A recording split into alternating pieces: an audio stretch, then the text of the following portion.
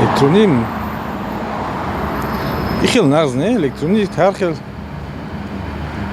مخناطیسی شدنش ممکن این خیلی خیلی نه تماما نمیشه خود میری آواز میتی باید با چشم خود میبینی دیگر по фикрам вали барвахтар аст барои электронии. Так идешь на выборный участок, голосуешь за своего кандидата, кого ты хочешь. А дома сидеть неинтересно. Выборы должны быть выборы. Идешь, выбираешь своего кумира. با فکر من همون با دوانو خوبتر است. برای چی؟ با همه پیسان میبینم ده نه. مثلا برای چی؟ چی خوبی دارد؟ خوبیش در اون است که سبب که مردم خراب بعد الکترون سیستم گذشتگی نیست امکانیتی هم امکانیت میشه که رفتم دستی انتخابات کنم تماما خطر به نظر شما کدامش خوبتر است؟ یعنی شفافتر کدامش میگذرد از اون؟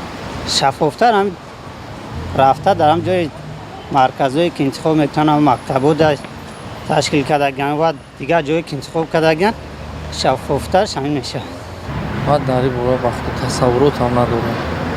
به نظر من الکترونی خوبه نه که تصورات داریش ندارم. کدامش شفافتر میگذرد به نظر شما؟ به فکر من اگر خوان که یگان هیلگری کنند همه خیلی هم میکنند همه الکترونی هم میکنند با حضوری هم میتونند. Ну, может быть, электронные, они, наверное, все-таки больше. Наверное, нельзя будет фальсифицировать их как-то, наверное. Ну, мне так кажется. Эти бюллетени можно будет бумажки подменить или еще что-то.